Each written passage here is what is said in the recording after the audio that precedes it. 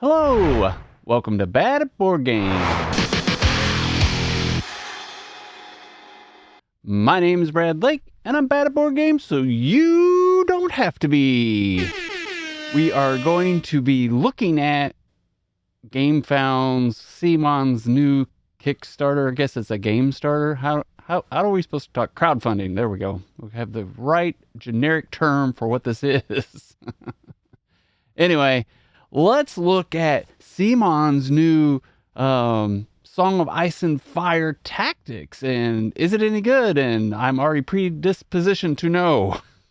So just realize that going in, and I'll explain to you why. But let's take a look at it.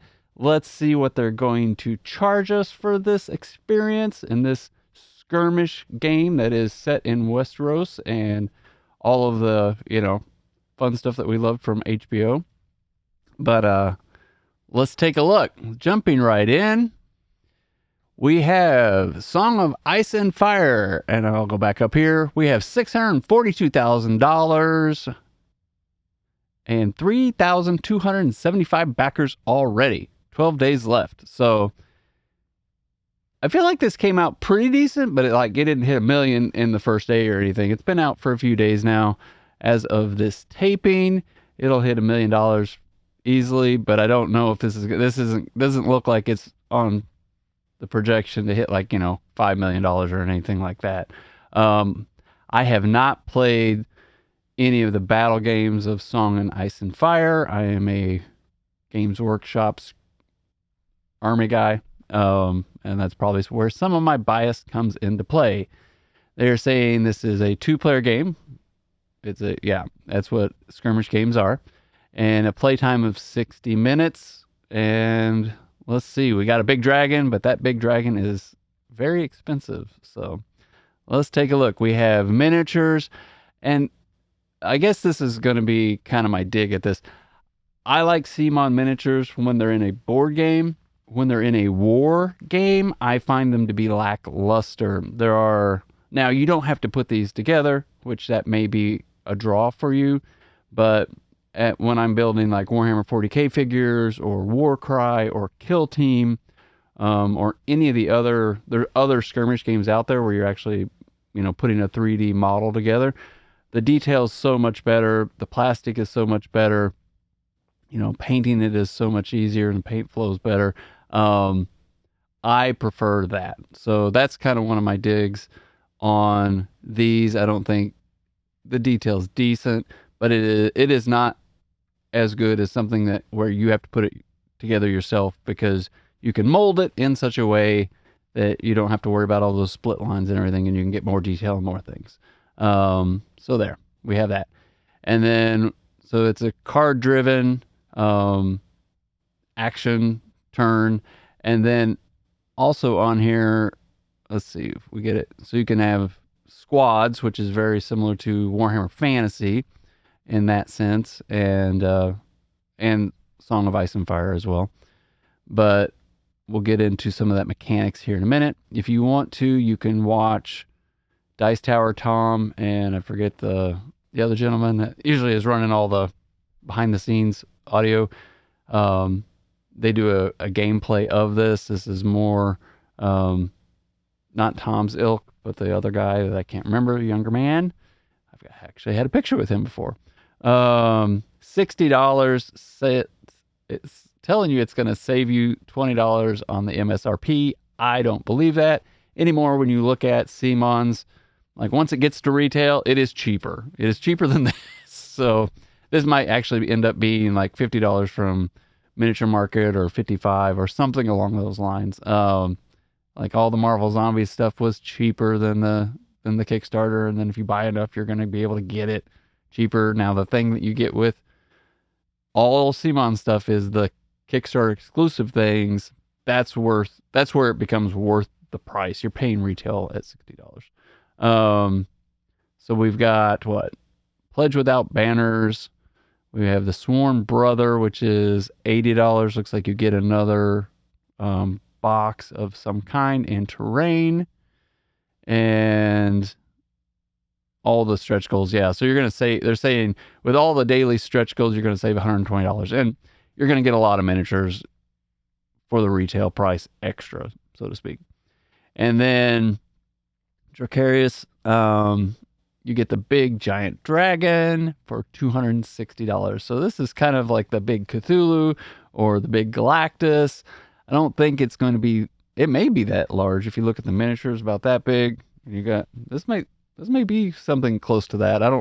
Probably closer to Cthulhu than it would be Galactus, because Galactus was huge.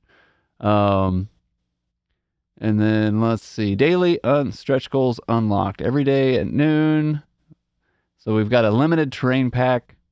Backers of the Brother Pledge level and above will automatically get this for free. So first thing they're doing out of the box is giving you a terrain pack that you could either add on, or you're going to get it if you get to the second tier of the game or not.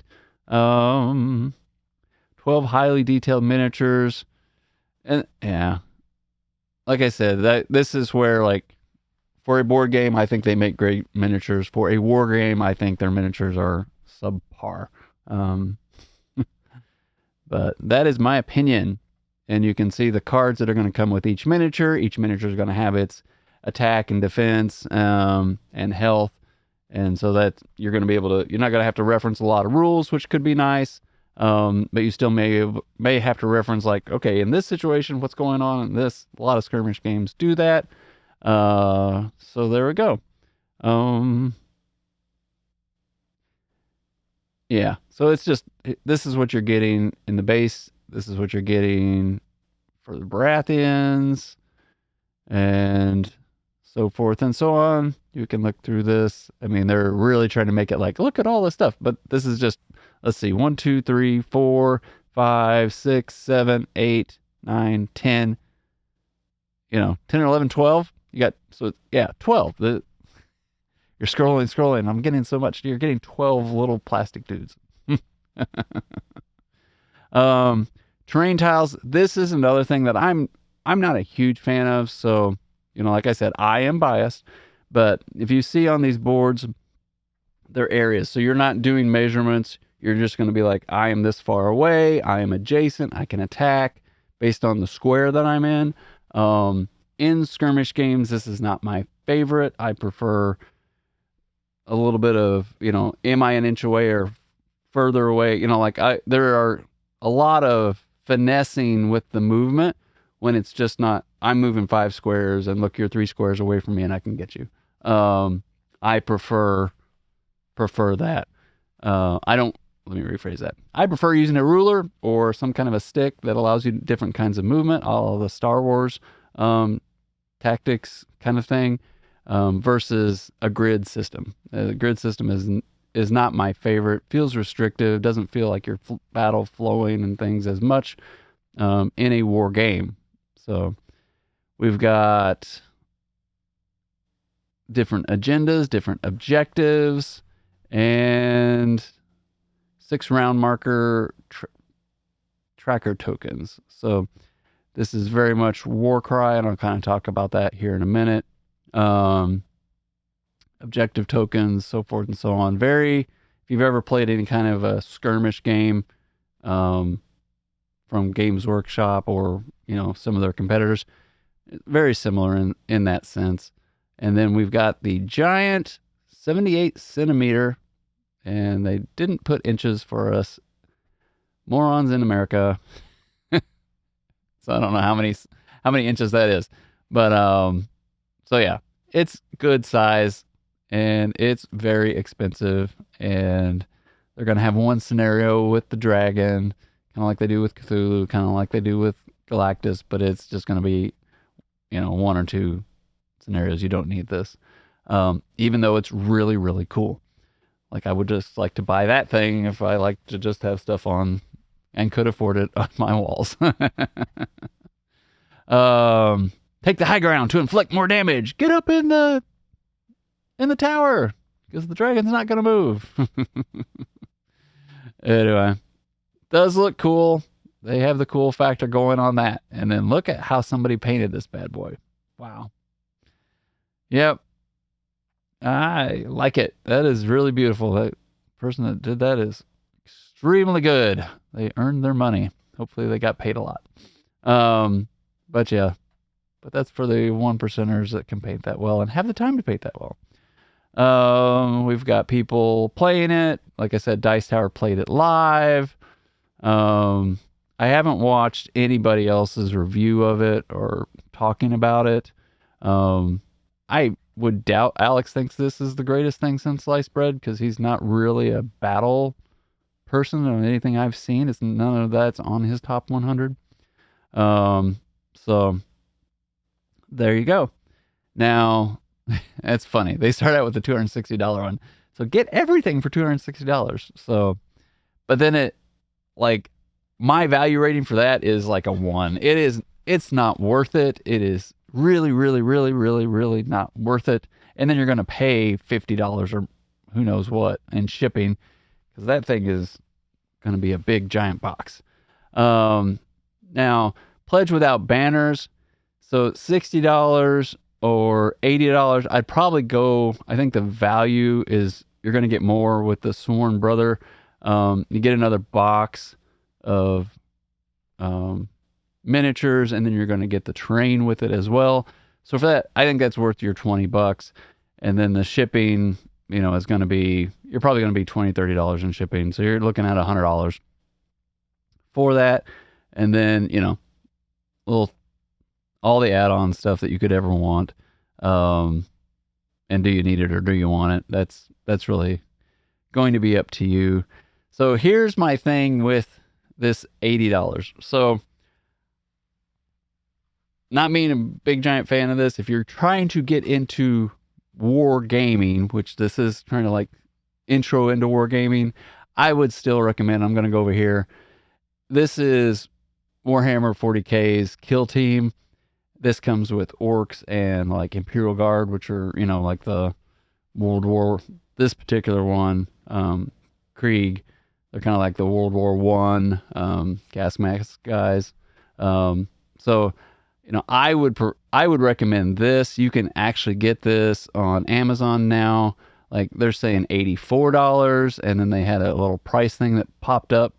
Somebody for like $70 some.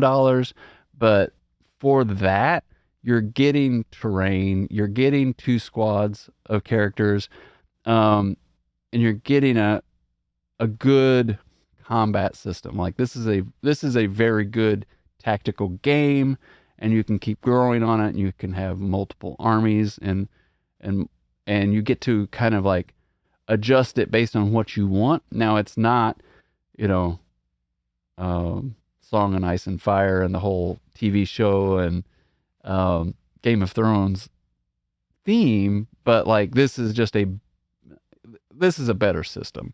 And then if you really want a better system than this, which is closer to the Song of Ice and Fire, like medieval, is Warcry.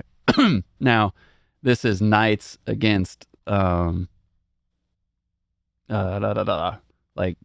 the undead Dracula and his horde, but it's more expensive at $110, and I haven't looked to see what it is on Amazon, but you're getting, I think this is probably the best tactical game out there, war tactic game, because it does have the cards, you don't have to look up a lot of rules, you're still going, and you have good terrain, and you're going to have these objectives that come out throughout the turns, which change the game up. I think Warcry is an excellent battle system. And then if and then the Star Wars one, and I forget, I did a review on the Star Wars one. That's a really good system as well. I don't feel like for the money, let's go back, $60 to $80, I don't think this is CMON's wheelhouse. I think they've got a cool IP. I think they're using that IP to the fullest. But if you're looking to like dip your toe in this may be, but I'd probably still go with Kill Team. You get to build the figures. Now, if you don't want to build models, forget all that stuff I just said. But I like building models. I like painting the models, all that kind of stuff. So, yeah, told you I'd be biased on this. I just don't. This is not of interest to me because of all that. And I've been in Games Workshop fanboy for decades. So, what do you think? Is this like, oh, I'm Game of Thrones in it and I'm going to go fight? I forget, Restorations games that has like a, it's a one-on-one battle, like Bruce Lee versus somebody else. Oh, I can't remember the name of it now. But like that's a cheaper system to get into, and you can get a whole bunch of different guys, and now they have a co-op version of that. Like I think there's a lot of other things out there that I would probably recommend before I would recommend this. But definitely watch Tom the Dice Towers playthrough so that you can get an idea of, is this something that you would be interested in? And do you like that grid system? And do you like the fact that, that powers and how they're working? Is that something that interests you? So anyway, I don't know if that's a rant or not. I think it's cool. I just think I'm very biased towards other things, and that is going to come across, but this is the new thing from CMON, so we have to talk about it.